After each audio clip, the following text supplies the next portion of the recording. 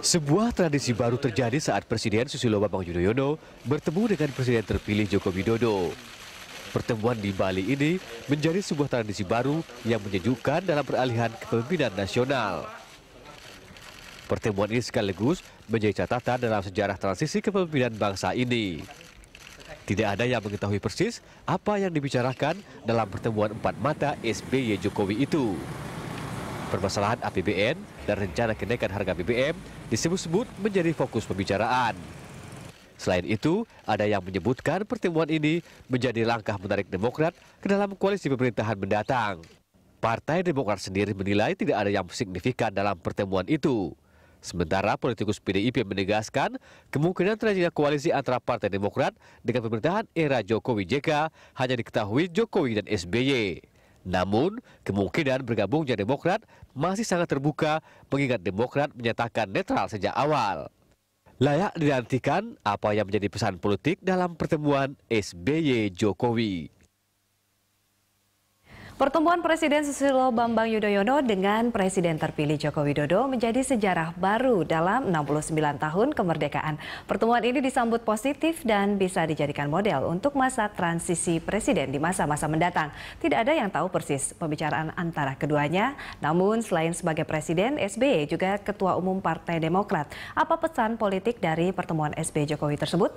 Untuk membahasnya, kita sudah bersama Wakil Ketua Umum Partai Demokrat Max Sopakua dan pengamat politik sekaligus Direktur Eksekutif Indikator Politik Indonesia Burhanuddin Muhtadi. Selamat pagi Pak Max, selamat pagi Mas Burhanuddin. Ini kita ke Pak Max dulu nih. Ini baru pertama kalinya tradisi baru ini bahwa dirintis oleh Presiden SBY dan juga Presiden terpilih Jokowi. Nah, apa tanggapan Demokrat atas pertemuan ini begitu Pak? Apa mungkin pasca pertemuan akan seperti apa arah dari Partai Demokrat? Saya kira yang pertama sesuai dengan konferensi pers atau dua statement yang disampaikan kedua belah pihak. SBY mengapresiasi dan ini adalah menurut dia adalah sebuah tradisi baru yang harus kita lestarikan ke depan.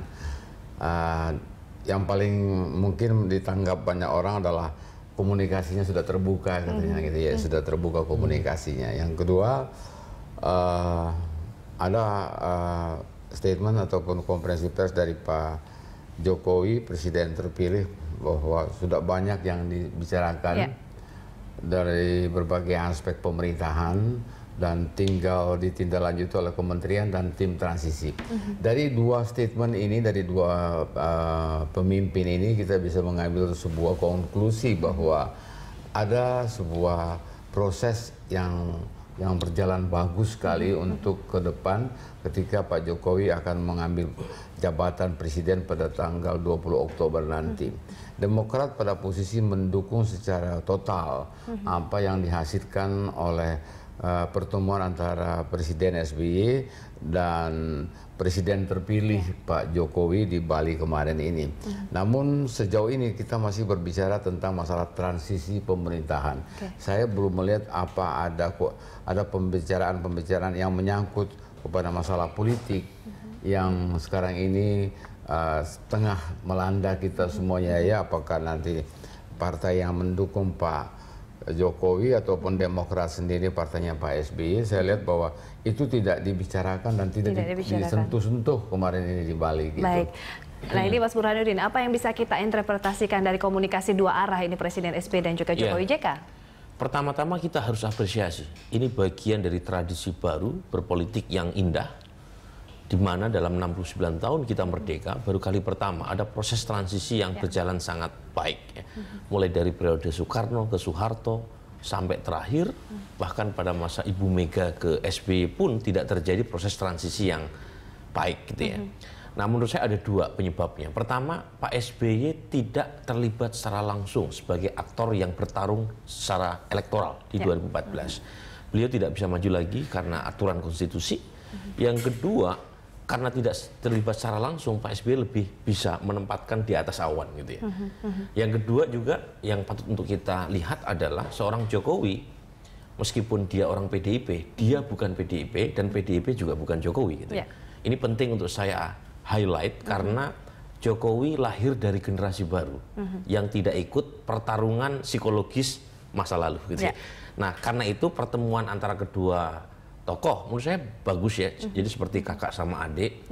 Dan tentu harapannya bukan sekedar tradisi baru berpolitik yang menjadi buah dari pertemuan itu, tapi substansinya kena nggak gitu. Nah, hampir 2 jam pertemuan itu seharusnya itu poin-poin pertemuannya jauh lebih banyak ketimbang apa yang di press conference-kan oleh keduanya. Nah, tapi kan tentu ada politik panggung belakang yang menjadi rahasia mereka berdua ya, yang kita publik tidak bisa mendapatkan akses. Sebenarnya apa yang paling diinginkan masyarakat, atau mungkin peta-peta politik, dinamika politik yang ada begitu terkait pasca dari pertemuan ini seperti apa sih? Tadi saya sebut bahwa Jokowi bukan PDIP dan PDIP juga bukan Jokowi. Meskipun Jokowi kita tahu adalah kader PDIP, tetapi kita tahu dia bukan pengurus teras PDIP gitu ya. Dan karenanya untuk pembicaraan masalah koalisi, saya kira Jokowi tahu diri. Tahu diri dalam pengertian itu ranahnya Ketua Umum PDIP.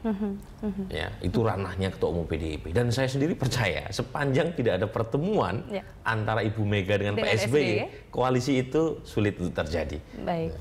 Ini statement saya secara politis melihat bahwa ada persoalan masa lalu yang belum selesai. Sebenarnya Pak SBY sudah melempar kode berkali-kali ya. Tetapi sepertinya masih belum ada respons ini dari Ibu Mega begitu ya, dari PDIP. Nah, Pak Max, ini bagaimana sikap dari internal Partai Demokrat? Apakah sudah menentukan ya? Mungkin Pak Max mengatakan penyeimbang. Apa yang kita bisa interpretasikan penyeimbang? Saya kira ini persoalan yang menyangkut kredibilitas ya. Tadi di awal kita berbicara banyak mengenai masalah komunikasi politik ya. Saya juga ditanya mengenai masalah komunikasi politik itu bukan di berita satu aja, di berbagai tempat di media menanyakan telah terjadi komunikasi politik.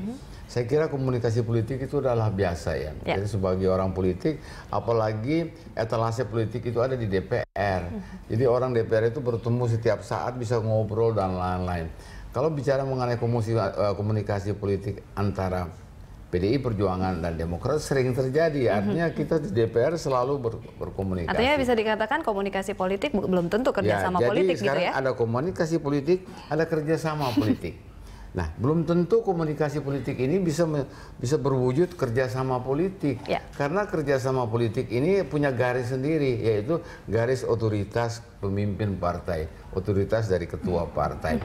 Garis dari otoritas ini akan ditentukan oleh Pak SBY untuk Partai Demokrat dan Ibu Mega untuk PDI Perjuangan. Baik. Ya, gitu. Jadi ini harus kita mengerti sehingga tidak sebuah pembicaraan antar kader dijadikan sebagai modul utama untuk kerjasama atau mungkin arah dari partai politik. Prolognya mungkin berakhir pada situ, tapi juga bisa berakhir pada posisi seperti sekarang yang diambil oleh Partai Demokrat, itu tetap sebagai penyeimbang, bukan bagian dari koalisi Merah Putih, bukan juga bagian dari the ruling party. Baik. Jadi kita harus jeda dulu nih, Mas Burhanuddin dan Pak Max. Kami akan kembali pemirsa sesaat lagi di Dialog Jurnal Pagi.